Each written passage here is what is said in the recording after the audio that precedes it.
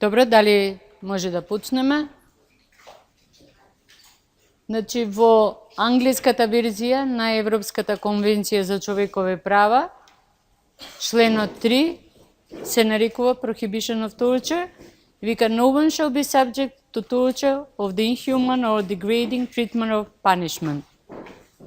Зашто го ставам англискиот превод? Затоа што имам мал проблем со преводот на македонски јазик, кој што е неконзистентен со преводот на другите меѓународни документи. Имено, членот 3 во македонската верзија вика забрана на мачење. Не тортура, туку мачење. Вика, никој не смее да биде подложен на мачење, на човечко или понижувачко постапување или казнување. Меѓутоа, Македонија ја има ратификувано Конвенцијата за забрана на тортурата, и тоа под тој назив, на Обединети нации. И исто така, Македонија ја има ратификувано Конвенцијата за спречување на тортурата на Советот на Европа. Затоа што има разлика меѓу термините мачење и тортура, и на меѓународен план тоа дефинитивно е важно, а важно е и за она што представува одлучување на Европскиот суд за човекови права. Посебно што независно од тоа што членот 3 на Европската конвенција за човекови права забрана на тортура е ставен таму, е формулиран многу пред Конвенцијата за забрана на тортура и нечовечко постапување и казнување на Обединетите нации, која што е усвоена во 1984 година, а стапила на сила во 1987 година, во сите документи на Советот на Европа и на Европскиот суд за човекови права се прави врска меѓу оваа конвенција и членот 3 од Европската конвенција за човековите права.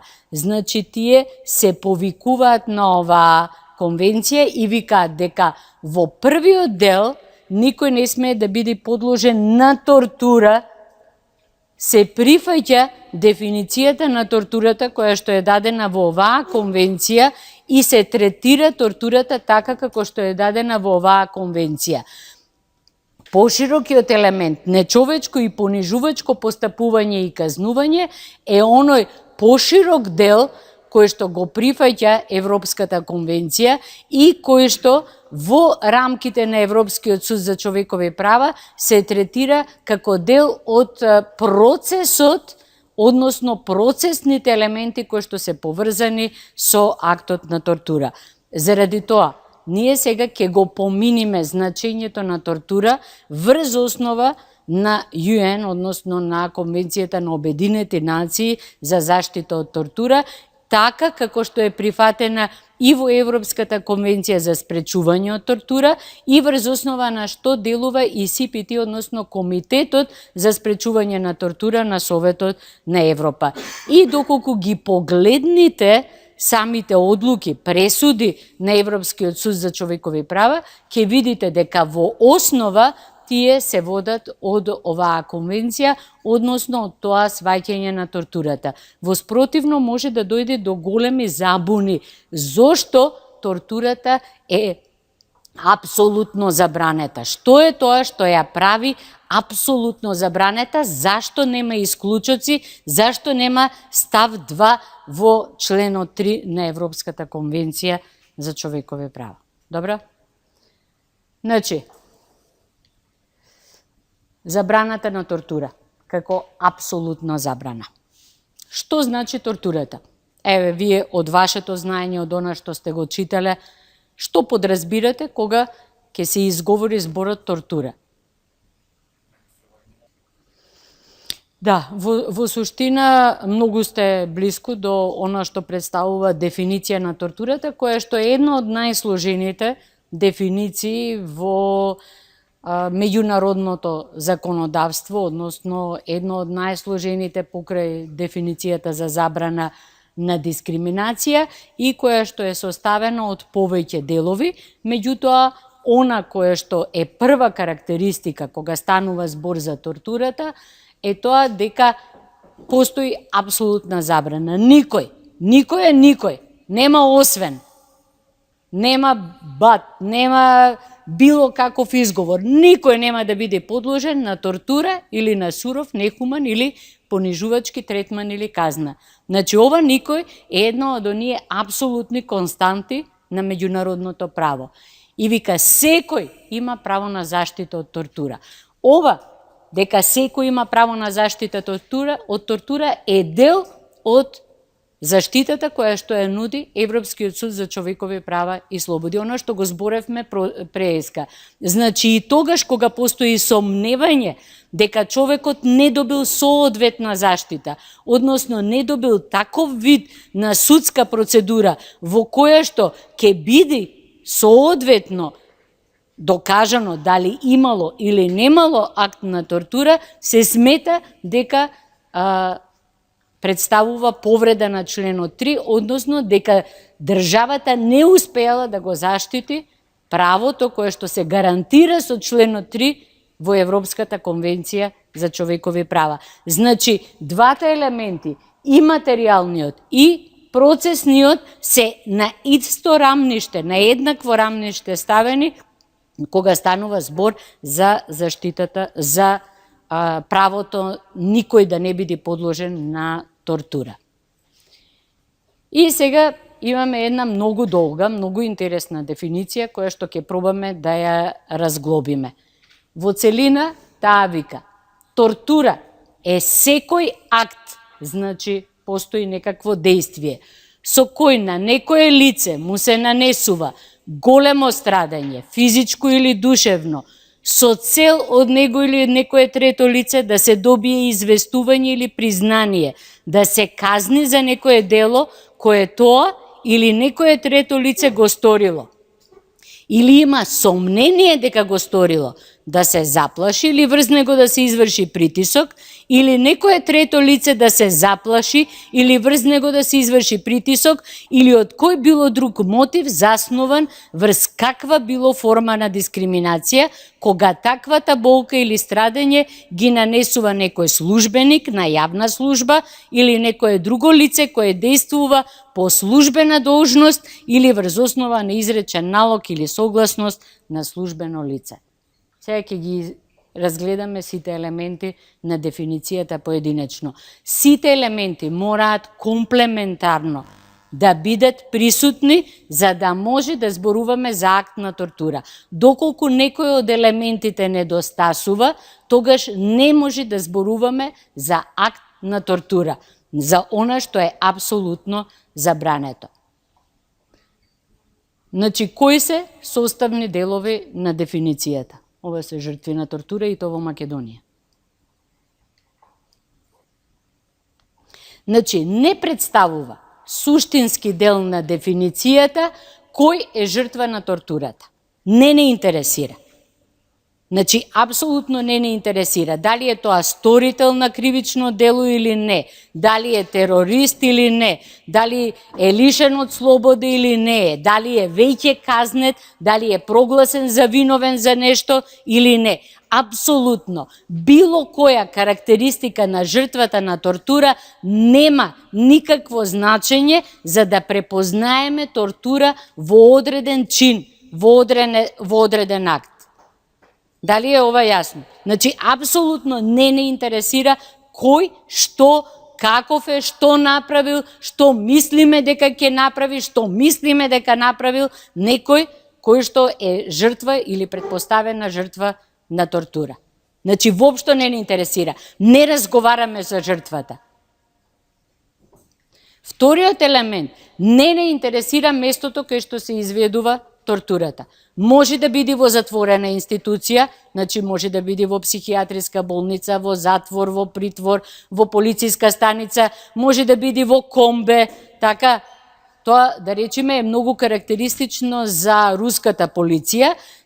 Тие имаат обичај од носење од затвор до судот да ги измачуваат луѓето, зашто многу е голема Москва, да речеме, и многу долго време им треба и супер. Па почнале на кој начин да се справуваат со тоа судиите, ги фотографираат сите луѓе голи пред да влезат во комбе и ги фотографираат голи пред да излезат од комбе, пред да дојдат во судницата. До тоа ниво значи оди. Може да биде на улица, може да биде во парк, може дома да биде, значи воопшто не ни интересира местото.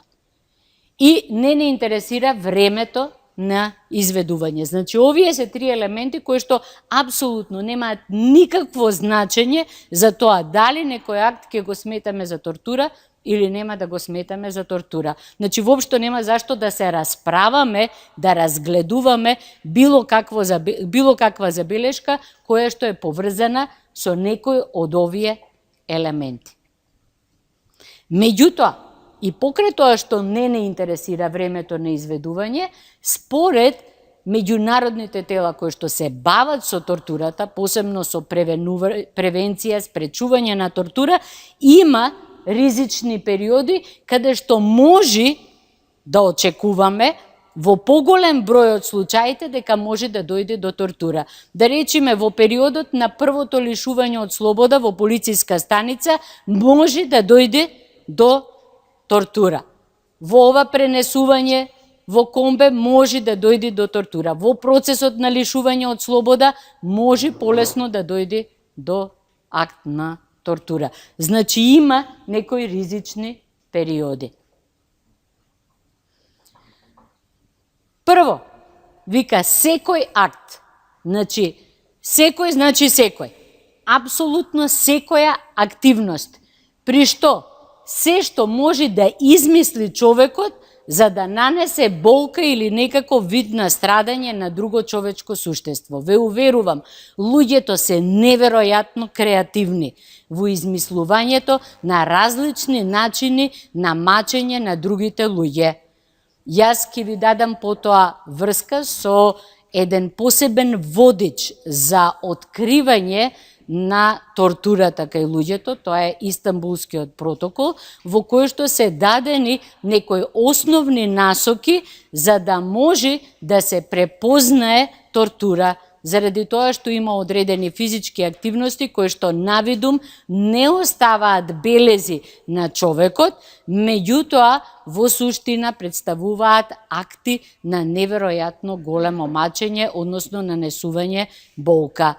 Значи, луѓето измислуваат различни начини за нанесување болка. Инструментите на тортурата се развиваат. Значи, цело време се измислуваат нови видови на тортура. Во измислувањето на нови видови на тортура се инволвирани лекари. Значи, лекарите се многу често дел од актот на тортура. Не само заради тоа што тие ги измислуваат начините на мачење, кои што можат да предизвикаат најголема болка, туку определуваат и до кое ниво може да оди мачењето, а човекот да не умре. Значи, многу често тортурата се врши во присуство на лекар, односно ја врши сам лекар или е дел од тимот за тортура. Значи, современите практики може и да не бидат перцепирани како некои класични облици на тортура. Да речеме, држењето во затворен простор, примената на одредени психички методи, примената на одредени дроги и други психотропни субстанции и слично. И тортурата се помалку остава надворешни, видливи знаци на телата, меѓутоа се повеќе се применува на начин кој што предизвикува неизлечиви, односно трајни последици. Дури меѓу бранителите на човекови права се мисли дека луѓето кои што биле изложени на тортура многу често се како темпирани бомби, заради тоа што не се знае во кој момент ќе се дооткачи она кое што е веќе откачено во главата на тие луѓе и тие ќе станат опасни за заедницата. Заканите и стравот. се дел од тортурата. Значи не мора некој да биде измачуван. Самата закана, стравот дека нешто ќе ти се случи или стравот дека ќе се случи некому кој што ти е тебе близок, веќе може да се смета за акт на тортура. Лишување и понижување. Да речеме, лишување од комуникација, лишување од сон, лишување од темнина, лишување од светлина. Да речеме, акт на тортура е кога луѓе се онаа депривација од сон, се вика. Кога на секој саат некого го будат. Така тоа не остава никакви траги на телото. Едноставно на секој саат те будат. И доаѓа до такво пореметување кај луѓето, кое што остава трајни психички последици. Едноставно тој човек веќе никогаш нема да биде она што бил пред тоа. Значи, неверојатни се научните достигнувања во измислување на различни видови на тортура. Самото држење, да речеме, некого гол надвор го изложува на погледите на други и слично. Значи, актот на понижување може да се смета како акт на тортура.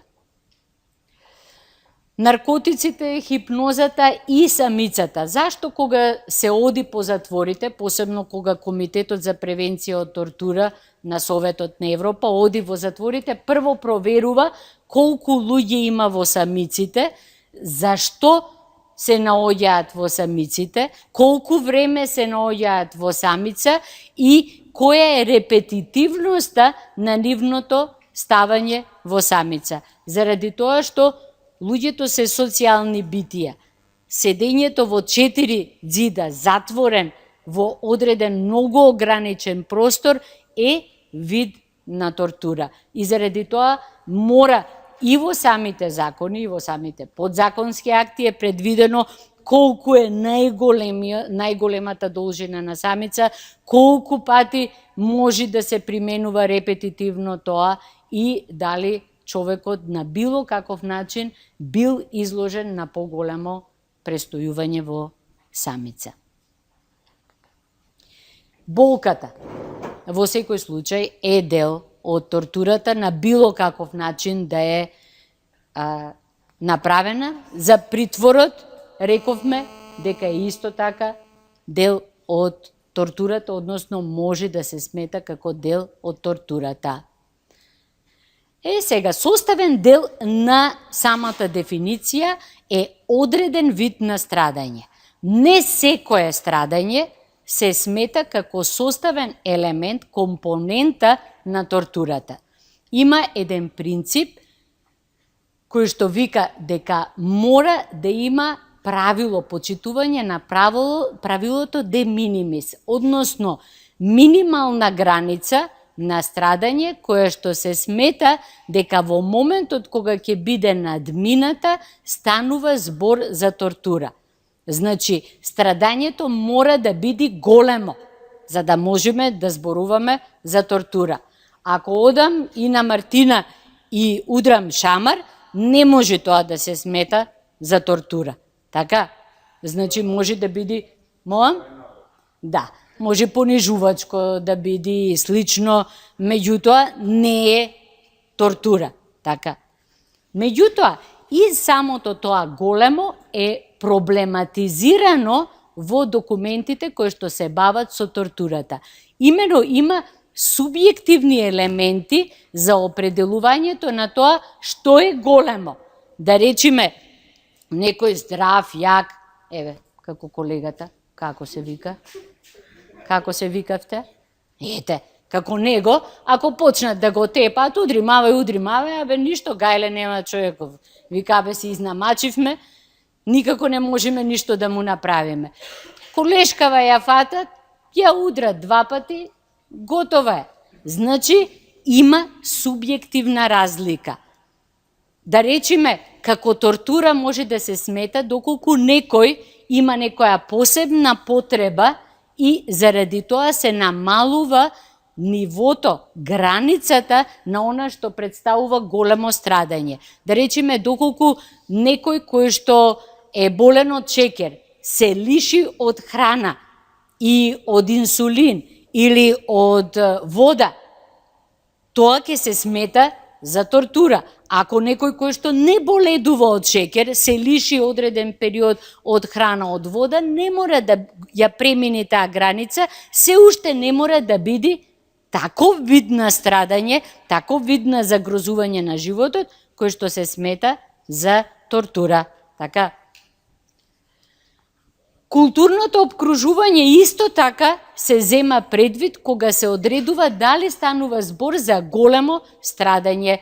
Да речеме, мислам дека беше во случајот Сопот, кога е утврдено дека постоел акт на тортура над цивилното присутните жени кои што биле изведени надвор од нивните домови, заради тоа што биле изведени по ноќни алишта, односно по пижами, во културното обкружување во кое што тие живеат, во таа средина, да излези жената на таков начин облечена, е неверојатно понижување. Многу поголемо, пострашно страдање е тоа, отколку да речеме во некоја друга средина да извадат мене, ми извадат по пижамки, па добро сега, ме извадиле убави пижамки, нема врска.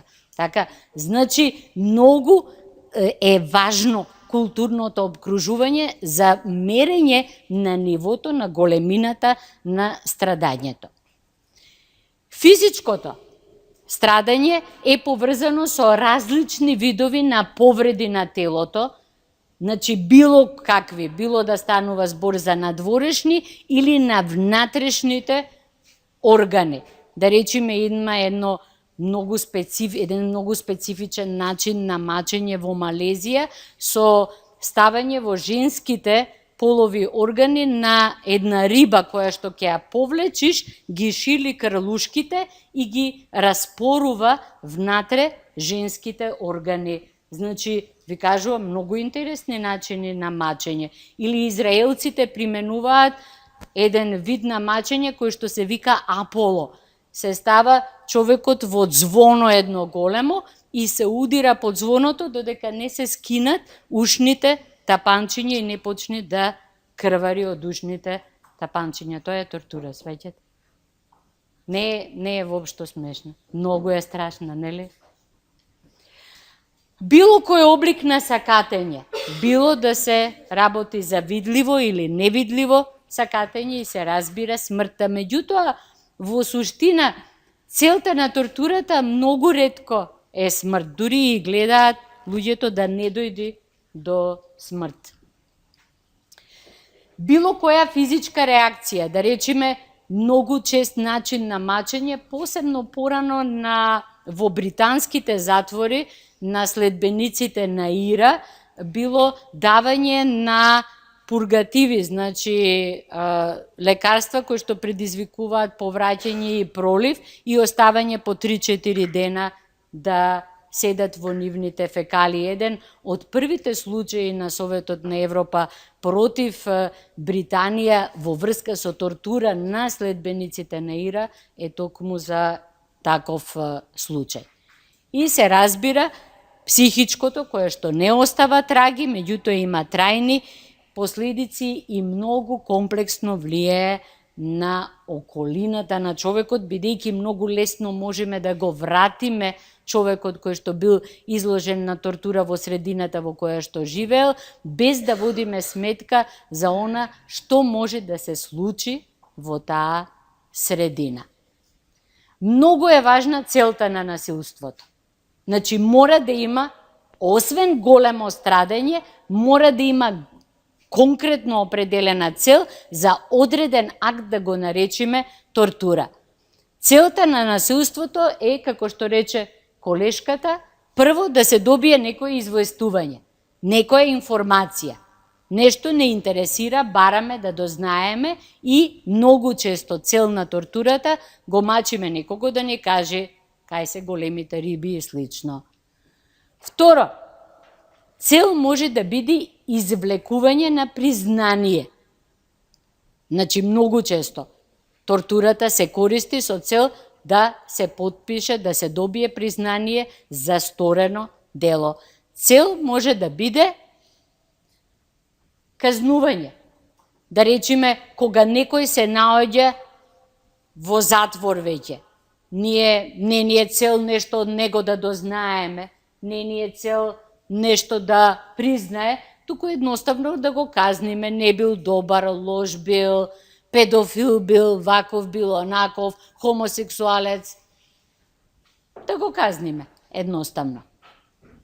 Тортурата се користи за заплашување, за некој нешто да не направи, за некој на некаков начин да не постапува, за некој да не превзема одредени активности или да се изврши притисок врз некого за одреден вид на постапување во секојдневниот живот.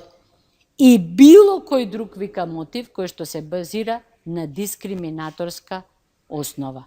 Значи, казнувањето може да биде затоа што, ова цигариве, не можам да ги трпам, ги ми иде да ги натепам, што да ви кажам, сите крадат. Значи, мора нешто да се направи во врска со тоа. Значи, мора да постои некоја од овие цели. Добивање известување, признание, казна, заплашување, притисок или дискриминирачки мотив. Го тепам некого зашто е хомосексуалец. Видам хомосексуалец, ми иди и готово. Однатре не може. Значи, не е важно каков податок се бара. Може да биде и многу значаен податок. Не е важно зашто ќе се употреби добиениот податок. Не е важно, значи, да речеме, ако државата каже, ама ние го мачевме и добивме податок со кој што откривме кај се наоѓа бомба и со тоа спасивме 100 луѓе. Не е важно за актот на тортурата. Каков податок се добил? Апсолутно ќе видиме понатаму зошто не е важно. Меѓутоа, целта е важна. Она што ја разликува тортурата, така како што е дефинирана во Конвенцијата за заштита од тортура на Обединетите нации, е тоа дека тортура може да врши само државата. Значи, не е тортура доколку јас ја натепам колешката, Дијана. Сол можам да ја направам. Значи, да не може да се препознае кога ќе се види во огледало. Ама тоа не е тортура. Значи, според конвенцијата, тортура прави државата. Било кој орган, било кој службеник на државата. Значи, како сторител, како наредбодател или како соучесник може да се појави државата. Тоест, треба да се појави државата во било кој момент од актот на мачењето.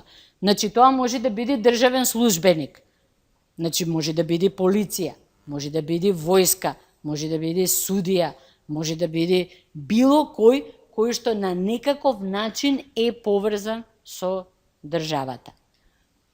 Може да биде лице кое што действува по службена должност, значи нешто му е дадено како службена должност, меѓутоа и кое действува врз основа на налог или со согласност на службено лице. Ова е многу важно, заради тоа што доколку некое приватно лице по налог на државен службеник или со знаење, со согласност или со превид на државен службеник, посебно свесен, ги прави сите овие активности, тоа е акт на тортура. Повелете. Мон? Апсолутно. Апсолутно. Алфи, тигри, волци, сите животни.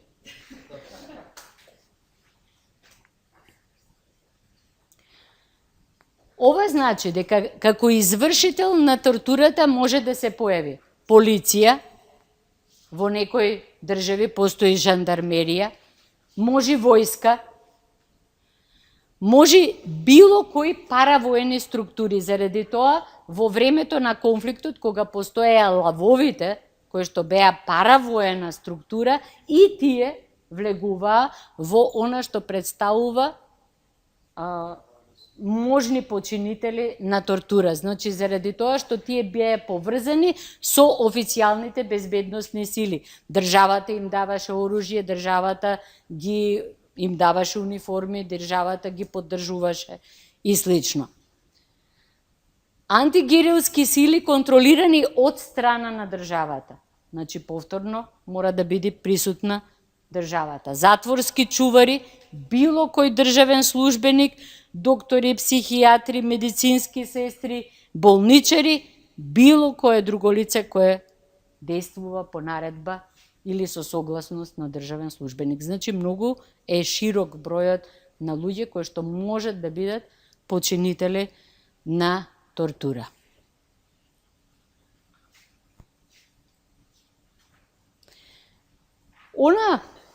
Првото од кое што се поаѓа во забраната на тортурата е дека тортурата не е ефикасна. Значи, прво тргнале од тоа луѓето. Не е ефикасна за добивање на признание. Не е ефикасна за добивање на податоци. Зошто дошле до такво сознание? Што ја прави тортурата не е ефикасна?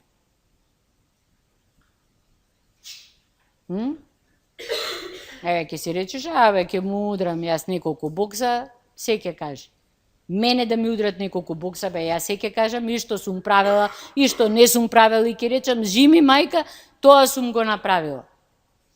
Значи, тоа е проблемот, што луѓето кога се изложени на тортура, може многу лесно да признаат работи кои што не ги направиле, така? Можат да кажат работи кои што апсолутно не се дел од она што тие го правеле. Може да кажат дека знаат работи за кои што врска немаат. Значи, тоа е првата граница на тортурата. Едноставно е утврдено дека не е ефикасна за вистинско откривање на кривичните дела. Меѓутоа, во суштина, меѓународниот законодавец тргнал од забраната, апсолутната забрана на тортурата, затоа што е таа неверојатно опасна. Не за поединецот, опасна е за човештвото. Зошто е толку опасна? Затоа што сторител на тортурата е државата. Значи, олицетворена во своите службеници. Значи, тортурата ја прави онаа структура која што е задолжена за заштита на луѓето. Онаа структура која што е задолжена да се грижи за секој човек. Онаа структура која што во суштина представува најмоćна структура моментално измислена од човекот. Што мислите, што е помоćно, мафија или држава? Ниедна мафија нема ни такво оружје, ни такви можности, ни таква логистика, ни таква поддршка, ни такви можности како што има една држава. Значи, државата е најмоćна структура моментално, најмоćен апарат. Таа зад себе го има целокупниот систем кој што овозможува легална употреба на сила. Полицајците имаат така законски можност да употребат сила. Вие имате законска можност да употребите сила? Не. Можете да ме натепате, освен ако во одбрана. Меѓутоа, вака да дојдете и да ме натепате. Не, нели? Имате можност да користите оружје на улица, да ме уапсите и слично? Не. Значи, државата, државните службеници имаат таква можност. Државата има не само легитимна можност за легитимна употреба на сила, туку има можност за прикривање и негирање на тортурата, односно на мачењето, односно може да најди оправдување и изговори. Доколку одредено мачење се случи во полициска станица, колку е лесно да се открие тоа? Можете ли да го откриете? Како ќе го откриете ако решила државата да го зацкрие? Еве, меѓу 4 ѕида го тепаат човеков. Знаете ли вие каде е? Не знаете. Така? Можете ли во моментот да реагирате? Не можете. Може ли државата да негира дека се случило такво нешто? Може да негира, така? Не, вика тоа, воопшто не се случи такво нешто. Жими мајка. Падна човеков по скали. Се удри во главата, зашто имаат многу ниски плафони кога се оди по скалите во полициските станици. Се удри во парното. Тоа најинтересно ни беше, аби имаме 10 случаи во Хелсиншкиот комитет кои се симнувале по скали, се спрепнали и се удриле во парно. И заклучивме дека на многу несоодветни места се ставени парната во полициските станици. И дека треба да се реагира на тоа. Значи, дефинитивно, многу е тешко да се докаже тортурата.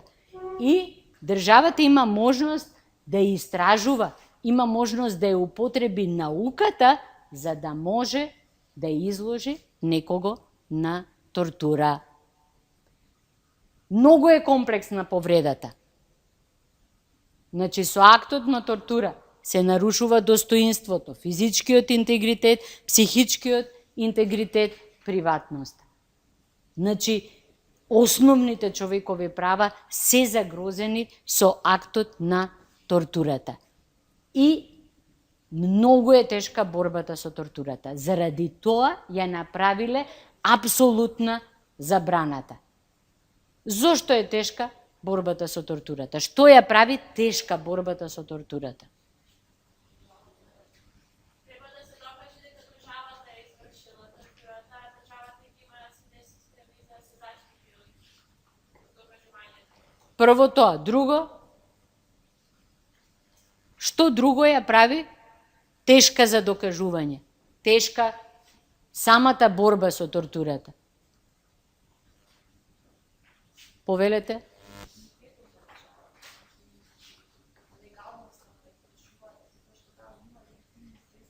Легитимноста, законската покриеност на извршувањето може да ја помогне. Многу често тешкотијата на борбата со тортурата произлегува од таму и што државата има поддршка, може да има поддршка од граѓаните, затоа што зависи вредноста која што се заштитува со тортурата.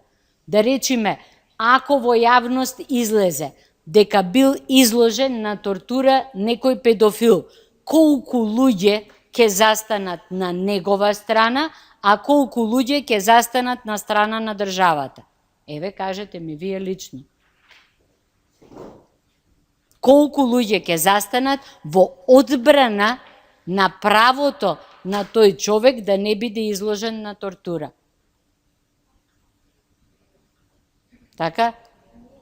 Значи, во различни држави, различни вредности можат да бидат подигнати на такво ниво, мнозинството од граѓаните да наоѓаат оправдување за направената тортура. Во некоја држава може да биде тоа силување, во друга држава педофилија, во трета држава хомосексуалност, во четврта држава религиозни причини, во петта држава, како беше она, предавниците смеат да се тепаат. Така? Значи, секогаш може државата на своја страна да привлече големи групи на граѓани, дури и мнозинството на граѓани, за одреден акт на тортура и на тој начин да ја оневозможи борбата со тортура. Луѓето ќе речат, ние не сакаме да се бориме против овој облик на тортура.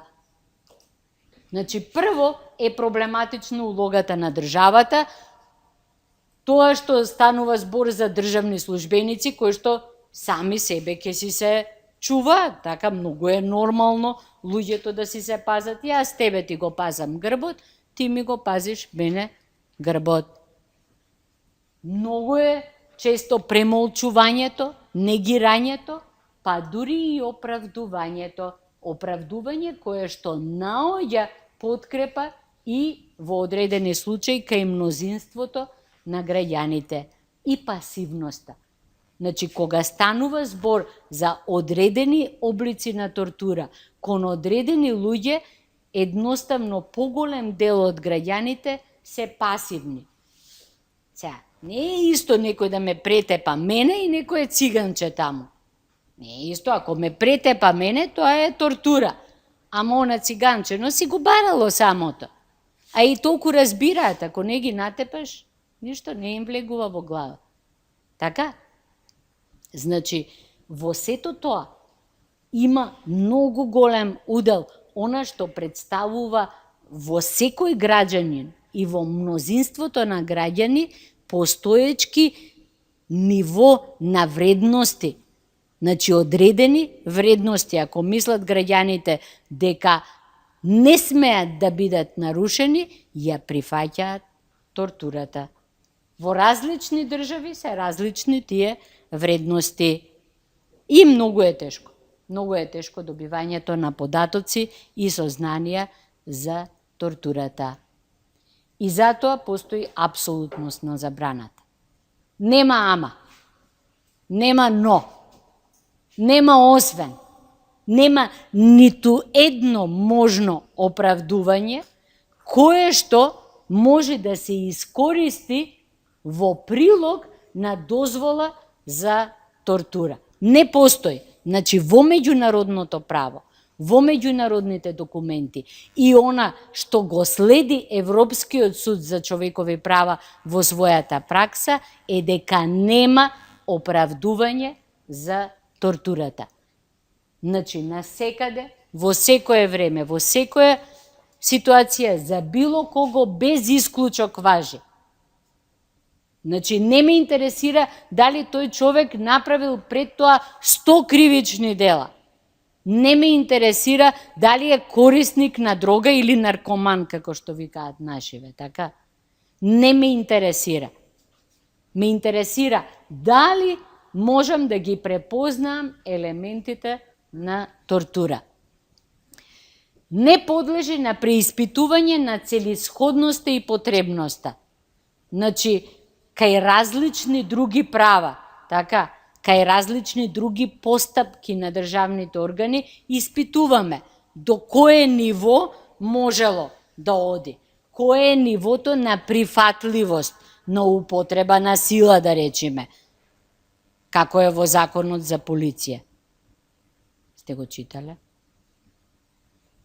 Како не? Абе, мора да си читате закони. Најинтересна литература си земате, си го читате Закон за полиција пред спиење и ќе си го знаете. Сите сознанија кои што се добиени под сомнение дека имало акт на тортура, мора да бидат прогласени како неупотребливи во редовната судска постапка. Кај нас имало случаи кога човек доаѓа во завои пред судијата. Судијата по службена должност мора да праша зошто овој човек е во завои. Луѓе, мора да испита самиот дали имало акт на тортура. Секоја пресуда која што ќе биде донесена во услови кога постоел сомнеж дека е направена тортура, дека признанието е извлечено по пат на тортура, дека имало закана на било кој начин спрема самиот човек, спрема неговото семејство или спрема негови блиски, веднаш може да биде процесирано понатаму. И Европскиот суд за човекови права го следи тоа. Дали државата направила се што е во нејзина можност, не само да ја спречи тортурата, не само да не биде активен учесник во тортурата, туку да ја открие тортурата. Значи, доколку државата не направила се што и стои на располагање во соодветна истрага да открие дали имало тортура, веднаш Европскиот суд за човекови права реагира со позитивна одлука, се разбира. Хиерархијата не ја суспендира одговорноста. Ова многу често се заборава во нашиот правен систем. Значи, независно, тоа стои во Законот за полиција. Многу е јасно дадено дека полицаецот не треба да изврши противзаконска работа, дури и кога ќе му биде издадена директна наредба од хиерархиски повисока структура.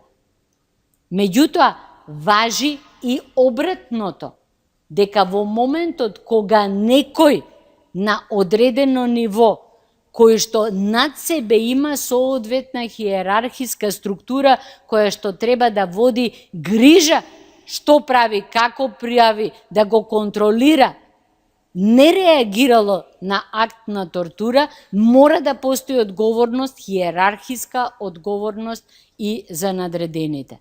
Значи, не може да не постои таков вид на одговорност. Забраната за тортура веќе е дел од обичајното меѓународно право, кај нас е уставна категорија и е кривично дело. Во меѓународен контекст постојат повеќе меѓународни документи на кои што може да се повика човек кога станува збор за повредата на ова право. Во Универзалната декларација постои забрана. Така, сте ја виделе? Да си ја видите. Во Женевските конвенции, кои што се однесуваат на се она што представува однесување во врска, во време, за време, по војна и слично и постапување со заробеници. Во Меѓународниот пакт за граѓански и политички права е разработен актот на тортура. Во Европската конвенција се зборува за тортура. Значи, независно од тоа што членот 3 е формулиран пред донесување на посебните меѓународни документи, како што е Конвенцијата за заштита од тортура, тој се има врска со нив и се повикува на нивните дефиниции. Многу е важно.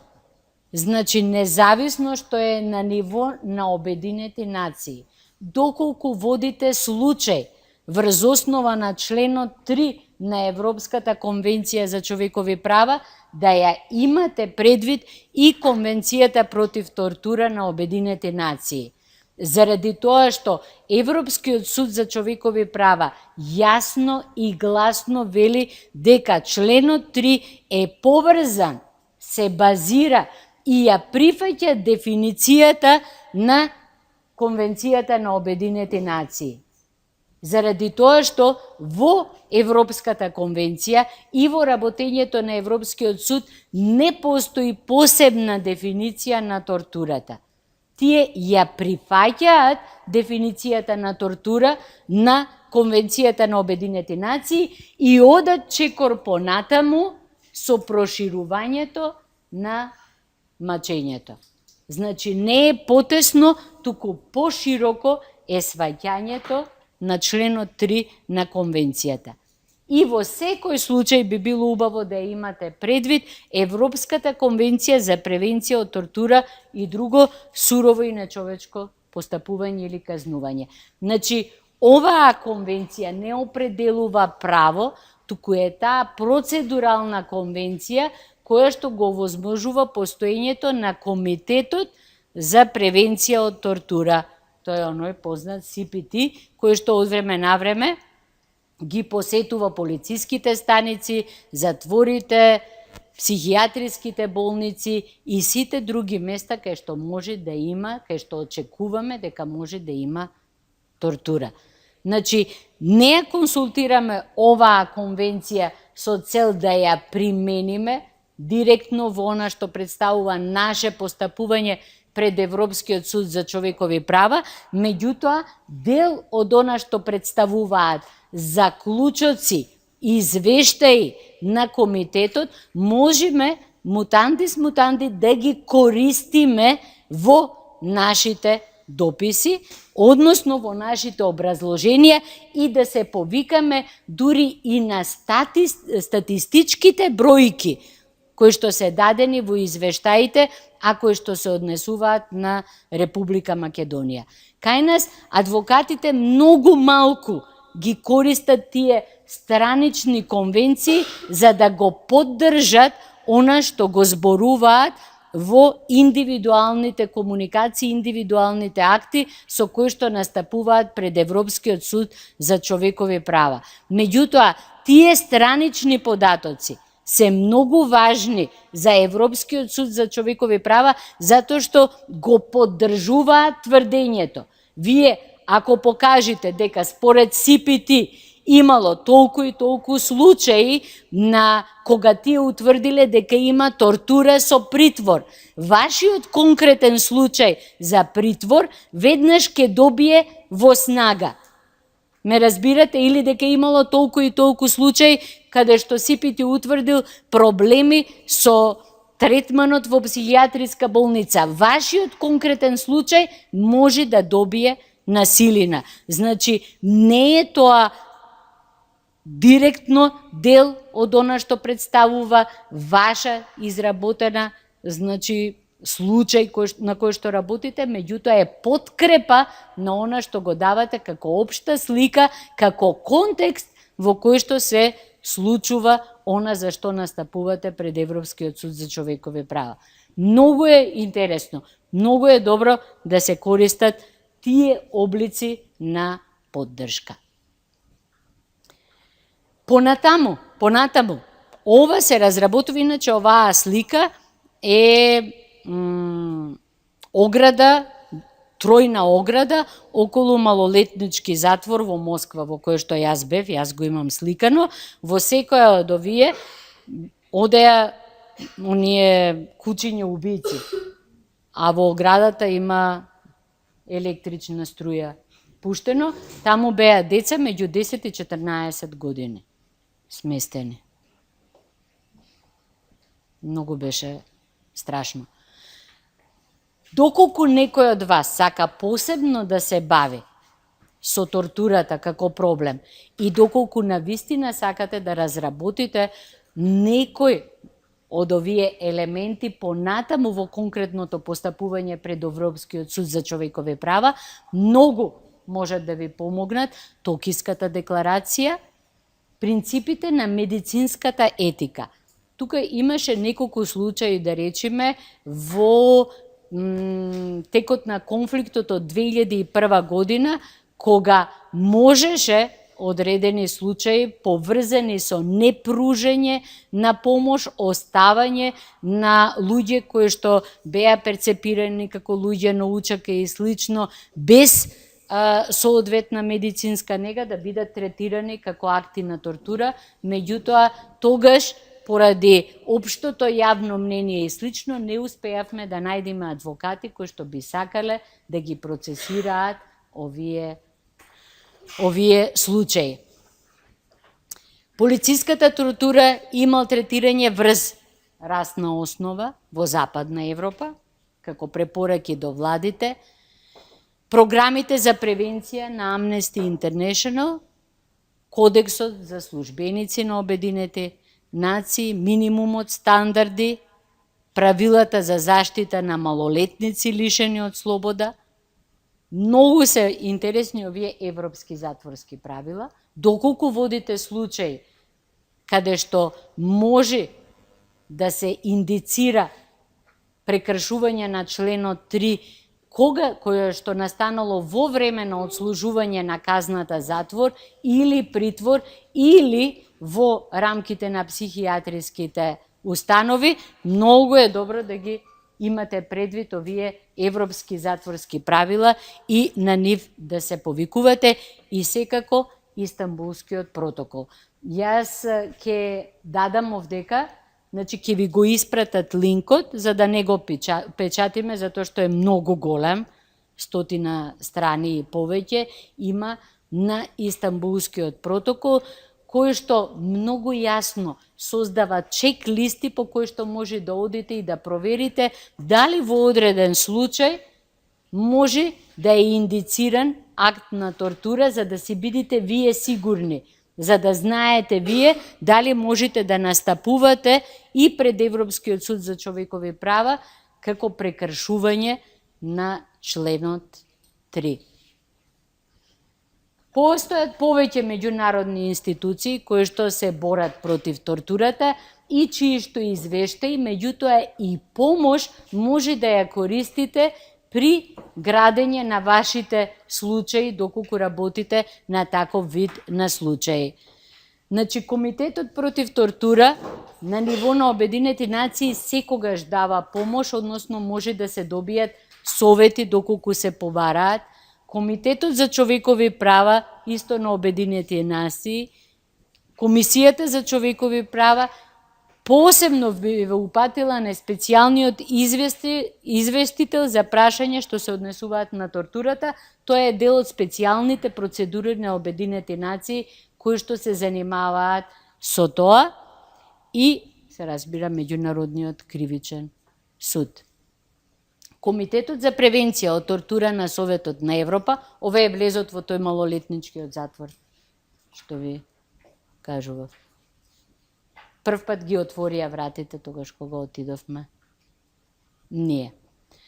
Комитетот за превенција од тортура на Советот на Европа прави редовни и адхок посети, има право да се движи на секдека во државата без најава да влези во одредени институции и да врши потполна проверка и затоа неговите извештаи може да ни бидат многу корисни и да ни бидат подкрепа на нашите индивидуални постапувања и имаат право на достап до информации кои што можеби ние не би можеле да ги добиеме на индивидуална основа.